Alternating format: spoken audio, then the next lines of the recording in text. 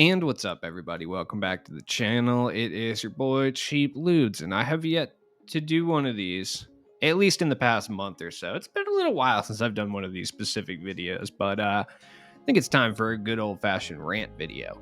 Now, look, on the surface, you could watch probably any of my 2K content and consider that to be rant content because I do tend to talk negatively about 2K, but I have some specific things I would like to talk about in this video, period. So let's get started with the Weekend Warrior XP Challenge. Why am I dialing in on this, you may ask? This looks pretty normal. It's just free XP, pretty normal stuff. Like, play 3 TTO games. You don't even have to win, just play them. Score 75 points with Celtics players. Get 2 blocks in a single triple threat offline game. It all looks pretty normal, pretty blasé. Then you get to Weekend Warrior 2. 5 assists in a single game. Okay, limited edition 2 players, whatever. Doesn't even have like a specific, gem tier tied to it. It's fine. Get 50 assists with limited edition 2 players over multiple games. Once again, I mean, 50 is a little much, but it's not really the end of the world. 500 XP if you're playing the game anyway. Not that big of a deal. Get 200 assists with limited edition 2 players over multiple games. By the way, draft is excluded on all of these for some reason. I really don't know why they keep excluding draft from some of these challenges because it just makes everything just significantly easier.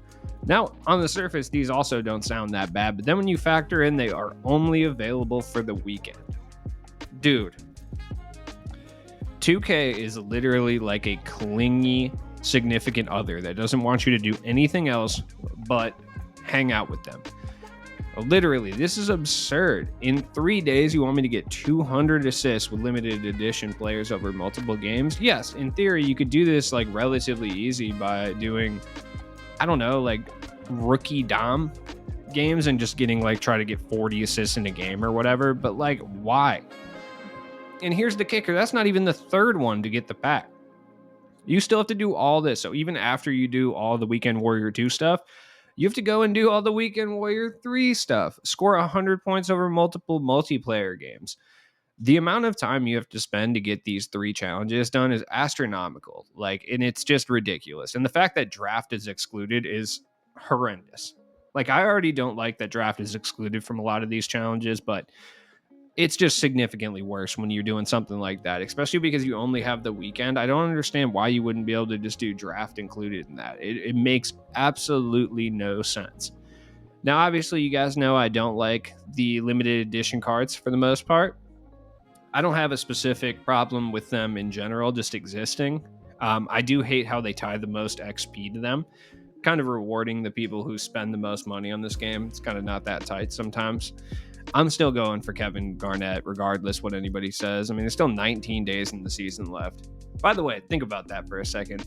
Like, not knocking anyone for going for Garnett, but like now literally there's going to be 19 days left. And we're seeing this with the park community pretty heavily as well right now, which is like people will sit there and they will grind till level 40 in a week and then be like, this is the least rewarding 2K ever. Like, the major problem, and I think there's a huge disconnect between like content creators and like the average player of the game, is just in things like that. I think that's like a massive disconnect right there. Like, the average person doesn't have all day, every day, or even multiple hours in, certain days to even sit here and try to grind the game like this. The level 40 rewards in both my team and Park are good for the game because they give an average person time. Like, I'm at level 34. If you have 19 days left, you still have more than enough time to get the XP required to get Kevin Garnett.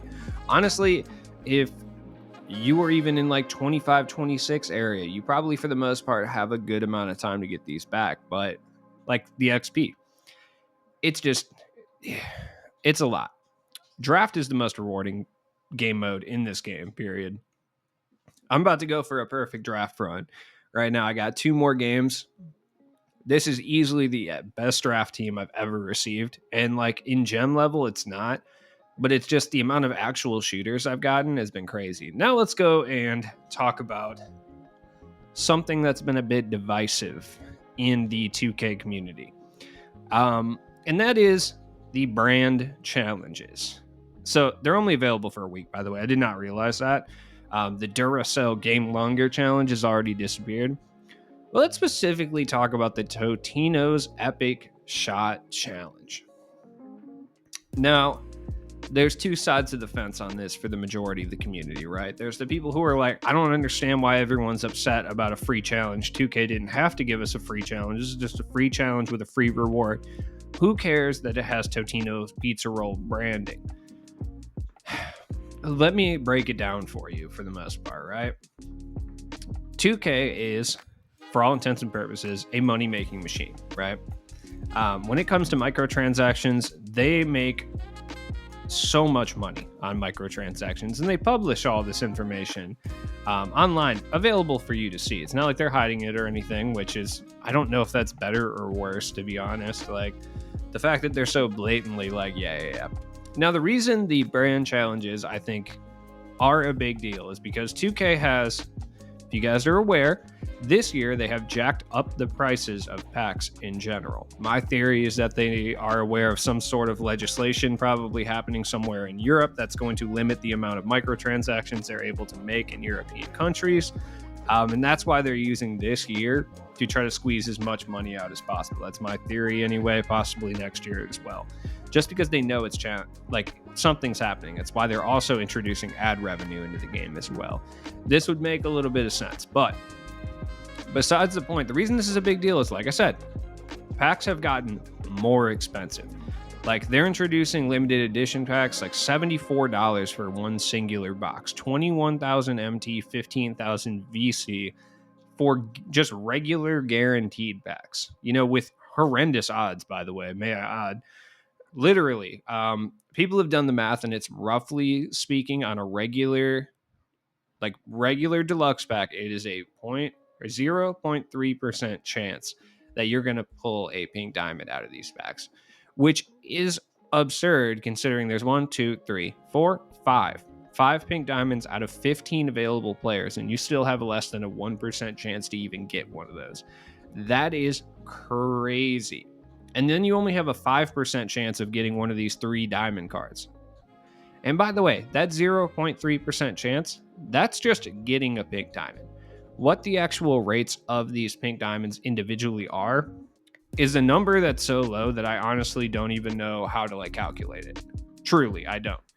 I'm not very good at math. This is why I rely on other people to do this stuff. I'm trash at math, straight up. Now, that is at the heart of the issue in relation to the Totinos challenge and the Duracell challenge, etc. They've been monetizing Park for years, and if you remember last year, they kind of implemented some ad type stuff until there was backlash. The reason this is a big deal is because packs aren't getting cheaper, they're getting more expensive. They're not lowering the cost of VC. The game itself is more expensive than it's ever been as well, with the next gen and the current gen versions. And 2K, for whatever reason, inexplicably, creating basically 2 different versions of the game just to sell an additional version. You know what I mean?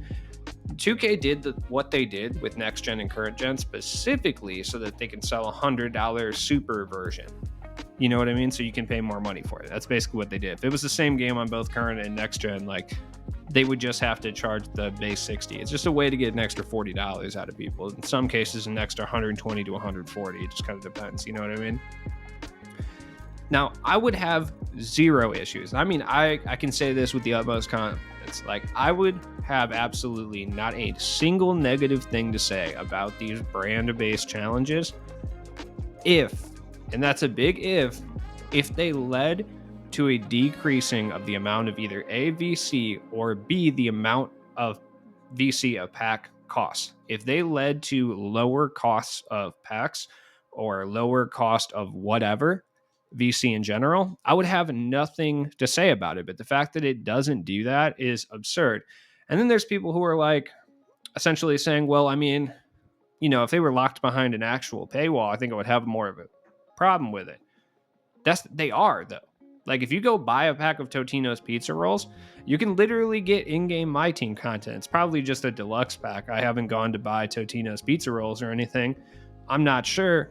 But legitimately, you do get free My Team content for just purchasing Totinos pizza rolls. That's a real thing.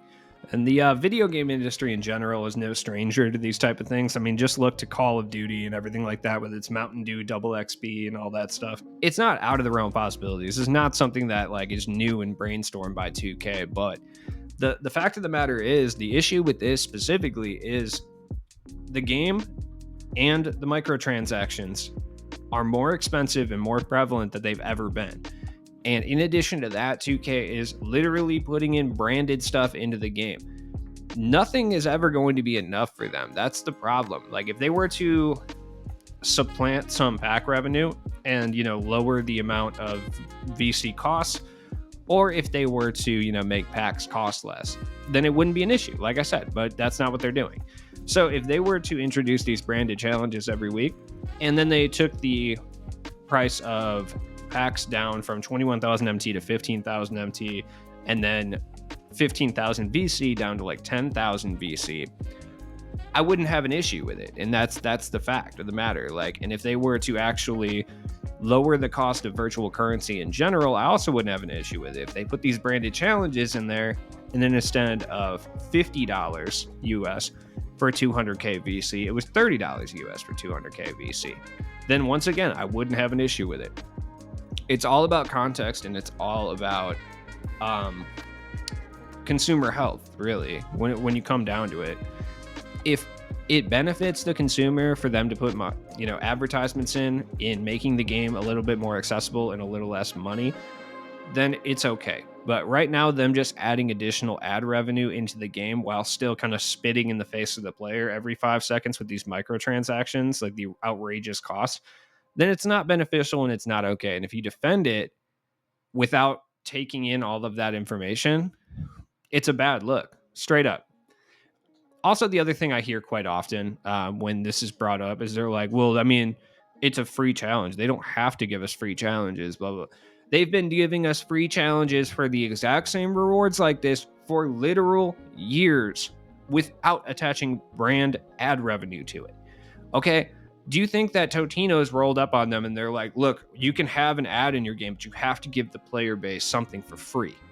No, of course they didn't fucking do that. This was a challenge they were already going to do. And then they were just like, hey, what if we slapped like a Totinos thing on here and got some ad revenue out of this? Anyway, if Totinos ad revenue did not exist, this challenge would still exist. 2K, though, on the other hand, does hate to give us things for free this year. So actually, I'm not entirely sure. But still, it's a very silly thing to say. It's a free challenge, just do it, whatever. That's not really the point here. We would have still probably got this challenge anyway, for the most part. Now, time to talk about limited edition packs. You guys notice how I have not bought any with VC, right? And that's a combination of reasons. A, I don't really want any of the cards particularly, even Paul George. B, the thought of spending 300k VC and pulling a Jason Kidd would be devastating, to say the least. Like, that's just all I got to say about that. This needs to change. This needs to change. I mean, it ties in with what I was just talking about in relation to the branded challenges, right? 300k VC is roughly about $74. It costs more for a 21 pack box than the game itself. That is not good. That is not good at all. Like, that is horrible. It should never cost this much for packs. And the fact that they're unwilling and unwavering, this is the second limited edition, by the way. This controversy was already real before. You know what I mean? People were already saying 300k is too much. And the fact that people still, defend this is crazy. And the fact that the fact that 2K did not lower the amount of VC for these packs is baffling. It is too much. It is straight up too much. The least, and I mean the actual least they could have done, is had a VC sale. If they were going to introduce these 300k packs again, the least they could have done is had a temporary flash sale, or at least offered all of the My Team players, because they do this from time to time. You'll see it pop up right here, and it'll be like special offer. Buy 450k VC, get an extra 200k, right? Just something like that. Anything realistically to reward the player base. That's all they would have to do, and then I wouldn't be so harsh on them. One last thing I want to mention. real quick before I sign off on this video. Oh, the pack odds. Oh, the pack odds. Okay, so hey, right off the bat, um, the boxes are misleading because it's letting you, they don't fully explain the pack odds and how they work, which is obviously going to happen. Most companies don't do that because why would they? If you actually knew the inner workings of these boxes and stuff like that and understood exactly how they work, you wouldn't buy them. So of course, it makes total sense. But the fact that they have the box topper, right? And they're showing you the odds with the box topper included and not without the box topper is quite bad. There is a 5% chance to get a 95 plus rated player out of 21 packs. Keep in mind that one of those packs is a guaranteed pink diamond. So that is where the math comes out. And what it ends up coming out to is a 0.3% chance to pull a pink diamond outside of that box topper. So if you go and open a 10 box, you have a 0.3. Crazy. Also, the sub 2% chance, moniker essentially is horrendous. Like, this does not get called out enough. Like, truly, this does not get called out enough. The fact that they use a sub 2% as opposed to an actual rating scale is absurd. There's a reason they use sub 2%. It's not because it's 1.97, okay? Like, let's be real here. It's not, 1.5%, because they would put 1.5%. You know what I mean? It looks bad, but it doesn't look as bad as what they actually do. The fact that they use this sub 2%, where they're basically disguising exactly what the probability of you pulling one of these cards is, with something that's so vague and so wide in variation. Like, it could be 0%, it could be 2. Like, you don't know. Like, it's sub 2%. So, like, my issues in general with this game is better than any 2K since 2K19. There's no way around that, right? But the issues I have is the aggressive monetization of the game. Adding ad revenue in addition to the aggressive and substantially more aggressive monetization than we've seen in the past, like, ever. This is the most aggressively monetized a 2K has been, literally ever. From the cost of the packs to the absolutely no VC sales to ad revenue being implemented, this is the most aggressively monetized 2K has ever been. And the problem really stems from when 2K is called out for this type of behavior online and things like that. What they end up doing is just doubling down until we just get submissive enough to just accept it. And we've seen this with a variety of different things over the years. We saw this originally with Microsoft charging for online services in general when no one had been doing that prior. Small uproar in the beginning, relatively large, and then everyone just kind of accepted it. We saw this with downloadable content becoming the norm in the late 2000s, early 2010s, especially in relation to like multiplayer games that you basically couldn't even play unless you forked over additional money. Call of Duty, Gears of War, stuff like that with map packs and stuff. So you couldn't even play with your friends if you didn't spend an extra $40. At first, highly contested. Everyone was upset about it, thought it was terrible. And then eventually now we just accept it to the point where when a game comes out, we know we're going to have to spend $80 additional on some DLC and some map packs. And then the season pass system and aggressive microtransactions started popping up in video games, and originally everyone was upset. Now we just accept them as the norm. I don't want that for 2K. I don't have an issue with them monetizing their video game. I don't. It's whatever. It is how it works nowadays. That's fine. I personally would like to play a game that wasn't monetized. A basketball game would be pretty cool, but they're going to monetize it in some fashion, and that's totally fine. Now, if it was cosmetics and stuff that I could avoid, that would be great, but it's not. The problem I have with it is the complete lack of just caring. The complete lack of caring about their player base. The complete lack of caring if this is going to be beneficial to people. The complete lack of caring if this is even harming them. I can't imagine that many people outside of content creators are opening 300k VC boxes. I'm sure the number's normal. Like, I'm sure it is a larger number than we'd like to admit, but I have to assume that it's the amount of people who are opening these boxes are smaller than a typical pack release.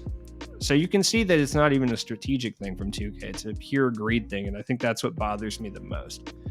Anyways, it's been your boy Cheap Loots. Thanks for watching this video. I just wanted to complain a little bit on camera. You know, I enjoy it. Sometimes it's cathartic. So drop a like on this video, comment down below. I'm sure I'm going to get like 5 dislikes from either like aggressive market dudes or like guys who are auditioning to get like 2K recognition on Twitter or something, but it is what it is.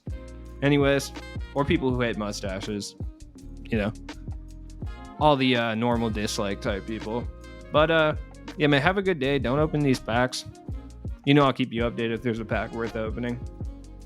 Peace out.